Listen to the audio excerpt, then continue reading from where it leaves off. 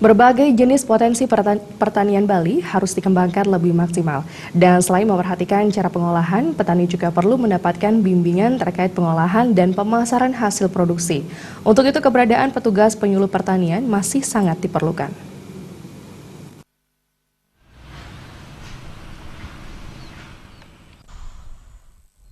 Berlimpahnya sumber daya alam Bali harus benar-benar dimanfaatkan. Terlebih banyak masyarakat Bali berkecimpung di bidang pertanian. Penyuluh utama BPTP Bali Iwayan Alit Artawiguna menyatakan, guna mendukung pengembangan pertanian, keberadaan petugas penyuluh pertanian sangat dibutuhkan. Saat ini penyuluh pertanian semakin sedikit sehingga tidak merata penyebarannya.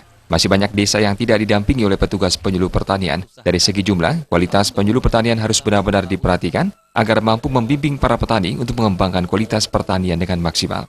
Peningkatan keterampilan dan pengetahuan petugas penyuluh harus mendapat perhatian pemerintah. Sampai saat ini tidak ada regenerasi petugas penyuluh pertanian, sedangkan kondisi para petani sangat membutuhkan bantuan penyuluh. Kami melihat jumlah penyuluh yang harusnya menangani petani itu tidak mencukupi. Itu satu ya, dari aspek jumlah saja. Yang kedua, kualitas penyuluh juga masih kurang. Karena apa?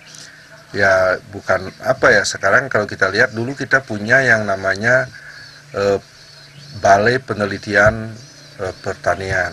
Nah sekarang kita nggak punya Balai Penelitian, di mana Balai Penelitian Pertanian ini berperan penting di dalam meningkatkan pengetahuan dan keterampilan penyuluh, salah satunya. Dan sekarang itu nggak punya kita. Jadi praktis penyuluh itu nggak pernah mendapatkan peningkatan atau pelatihan-pelatihan untuk meningkatkan pengetahuan dan keterampilan mereka. Nah, kalau itu tidak punya, sedangkan kebutuhan di lapangan sudah begitu meningkat dalam hal ini, ya praktis akan menjadi timpang di situ. Itu satu. Yang kedua, regenerasi penyuluh juga tidak ada. Sekarang penyuluh-penyuluh pertanian di Bali itu umumnya sudah lanjut usia, sebentar lagi akan pensiun.